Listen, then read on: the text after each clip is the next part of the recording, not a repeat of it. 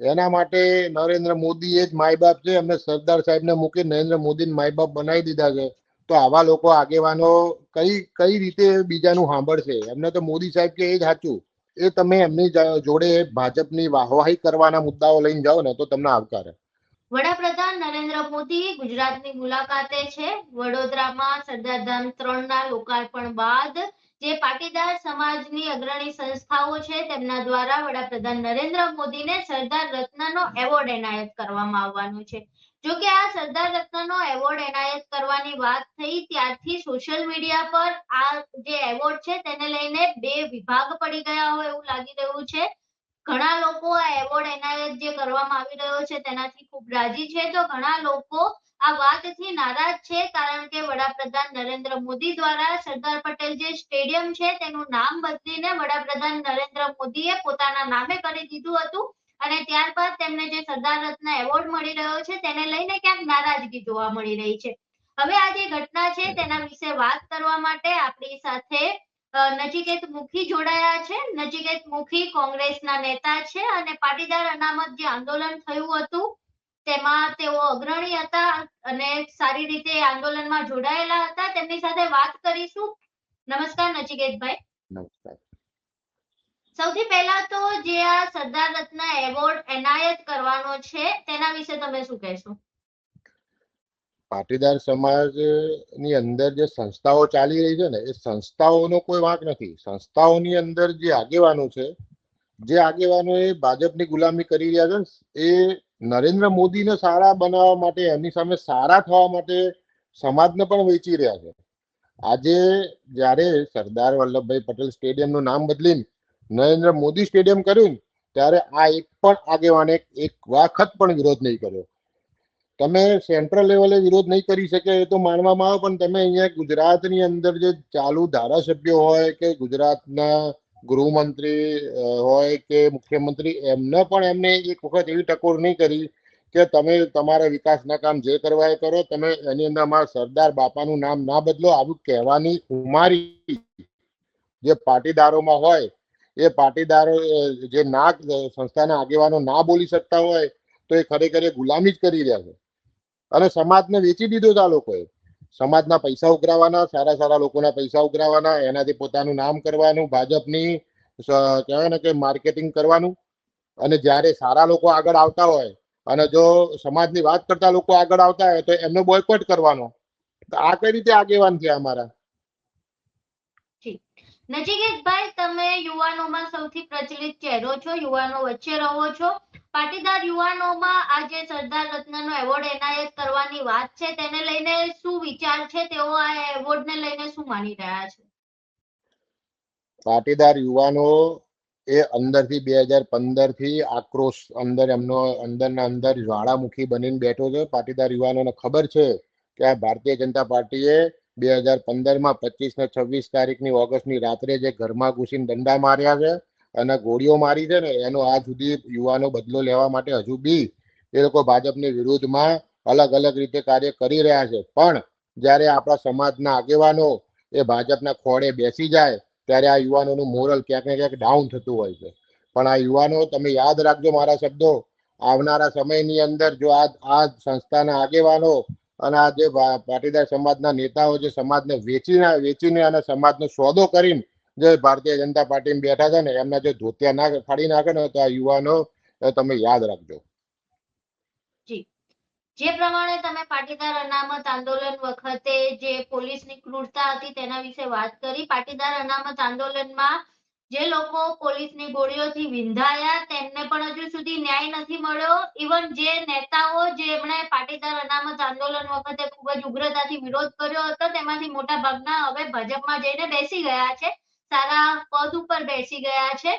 તો તેઓ હવે આ મામલે કોઈ વિરોધ નથી કરી રહ્યા. ક્યાંક ને ક્યાંક સોશિયલ મીડિયા પર આ વાતને લઈને પણ વિરોધ ચાલી રહ્યો છે કે પાટીદાર અનામત આંદોલન વખતે આજ સરકાર દ્વારા દંડા મારવામાં આવ્યા હતા અને આજ સરકાર દ્વારા તેમની પોલીસ દ્વારા ગોળીઓ પણ ચલાવવામાં આવી હતી. તો પછી આ સરદાર રત્ન શા માટે આપવામાં આવી રહ્યો છે તેવો એક પ્રશ્ન ચાલી રહ્યો છે. તેના વિશે તમે શું કહેશો? સોશિયલ મીડિયામાં જે પ્રશ્ન ચાલી રહ્યો છે ને, એ પ્રશ્ન લોકોના હૃદયમાં છે. આ આક્રોશ છે, અને આક્રોશ મેં બેન કહ્યું એમ કે આવનારા સમયમાં આક્રોશ ધીમે ધીમે જ્યારે બહાર આવશે ને, ત્યારે 2015 ની અંદર જે આંદોલનો થયા ને એનથી ખતરનાક આંદોલનો 2027 સુધીમાં થઈ જશે. કેમ કે પાટીદાર યુવાનો એ આક્રોશ તો એમના અંદર ને અંદર એ જ્વાળામુખી બની ગયો છે. અને યુવાનોને ખબર છે કે આજે આપણા ઘરમાં પાટીદારોના ઘરમાં ઘૂસીને ધોકા માર્યા, મા બેનની ગાળો દીધી, પાટીદાર દીકરીઓને હેરાન કરી, અને આ બધું થયા પછી બી પાટીદાર સમાજની આગેવાની કરતા પાટીદાર અનામત આંદોલનના નેતાઓ હોય કે ભાજપના નેતા હોય, બધા એક થઈને ભાજપના ખોળે બેસી ગયા અને સમાજનો સોદો કરી દીધો છે.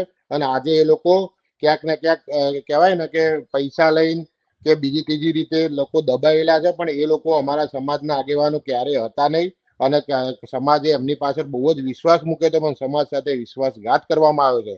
પણ હવે સમાજ એ આગેવાનો ઓળખીને આગેવાન બનાવવા જઈ રહ્યા છે. એટલે જ આ થોડી જે પ્રોસેસ થઈ રહી છે યુવાનોમાં કે આગેવાન કેમ નથી બહાર નીકળી શકતા, એનું કારણ એ છે કે યુવાનો હજુ વિશ્વાસ મૂકતા વિચાર કરે છે. સમાજ હવે બીજા આગેવાનો ઉપર વિશ્વાસ મૂકતા વિચાર કરે.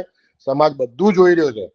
સમાજ એ આજ નહીં તો કાલ જવાબ આપશે, અને એટલો ઉગ્ર ભાષામાં જવાબ આપશે ને કે આ સ્ટેડિયમનું નામ બદલવું જ પડશે. જે પ્રમાણેની વાત કરવામાં આવી કે આ જે એવોર્ડ છે સંસ્થાઓ દ્વારા જ આપવામાં આવી રહ્યો છે. પાટીદાર સમાજની જે સંસ્થાઓ છે તેમના આગેવાનો દ્વારા નક્કી કરવામાં આવ્યું છે કે વડાપ્રધાન નરેન્દ્ર મોદીને સરદાર રત્નનો એવોર્ડ એનાયત કરવામાં આવશે.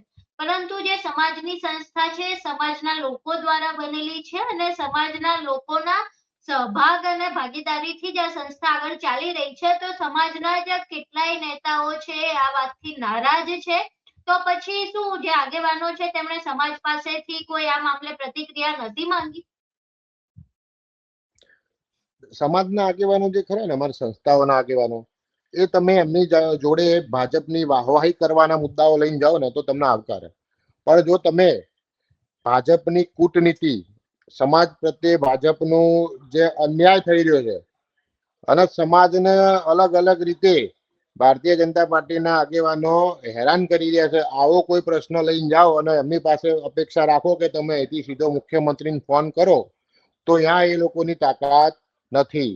આ લોકો માત્ર કહેવાય ને સંસ્થાઓના નામે આગેવાનો એ ભાજપની ગુલામી કરી રહ્યા છે. ભાજપની જ એક પ્રકારની પ્રચાર સમિતિ છે, એટલે એમની સાથે સમાજ કોઈ અપેક્ષા રાખી શકતો એમ નથી. સમાજની સંસ્થાઓ છે, સારા સારા કાર્યો કરવા માટે બનાવેલી છે. જેમ કે શિક્ષણ આપવું, સંસ્થાઓમાં ધામ બનાવ, શિક્ષણ આપવું, એ બધા કાર્યો જે કરી રહી છે એમાં યુવાનોનો ફાયદો થઈ રહ્યો છે.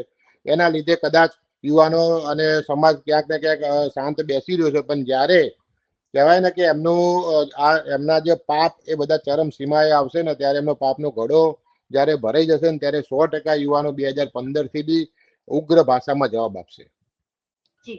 જે પ્રમાણેનો વિરોધ થઈ રહ્યો છે, જે પ્રમાણેના જે બેમત કીધું કે સોશિયલ મીડિયા પર બેમત ચાલી રહ્યા છે, સમાજનો એક મોટો ભાગ એ પણ છે જે આ એવોર્ડ એનાયત કરવાની વાતથી નારાજ છે. તો શું જે અગ્રણીઓ છે આ વાતને ધ્યાને લેશે ખરા? બેન, અગ્રણીઓ કોઈની વાતે ધ્યાને નહીં લે. સમાજ કીધું તો ખરું, સમાજનો સોદો કરવા વાળી એક આ સોદાગર ટીમ છે અને ભાજપની પ્રચાર સમિતિ છે. એના માટે નરેન્દ્ર મોદી એ જ માય બાપ છે. એમને સરદાર સાહેબને મૂકી નરેન્દ્ર મોદીને માય બાપ બનાવી દીધા છે. તો આવા લોકો આગેવાનો કઈ રીતે બીજાનું સાંભળશે? એમને તો મોદી સાહેબ કે એ જ સાચું.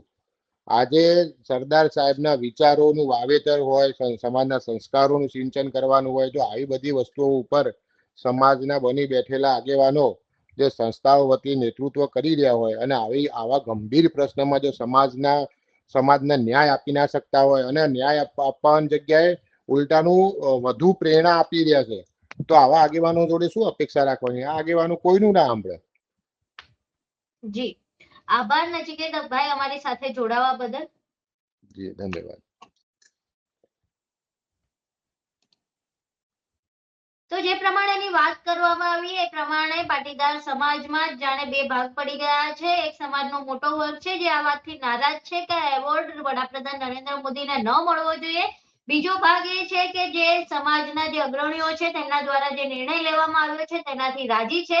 તમારું શું માનવું છે? શું સરદાર રત્નનો જે એવોર્ડ છે વડાપ્રધાન નરેન્દ્ર મોદીને મળવો જોઈએ, કે પછી જે સ્ટેડિયમનું નામ બદલવાની વાત હોય કે પાટીદાર અનામત આંદોલન વખતે પાટીદારોને જે દંડા પડ્યા છે, જે ગોળીઓ ચાલી છે, તેના કારણે જે રોષ છે તે રોષ યથાવત રહેવો જોઈએ? તમારું આ આખી ઘટનાને લઈને શું માનવું છે? તમારા મંતવ્યો અમને કોમેન્ટ બોક્સમાં જરૂર જણાવજો. વિડીયો પસંદ આવ્યો હોય તો વિડીયોને લાઈક કરજો, શેર કરજો અને અમારી ચેનલને સબસ્ક્રાઇબ કરવાનું ભૂલશો નહીં. નમસ્કાર.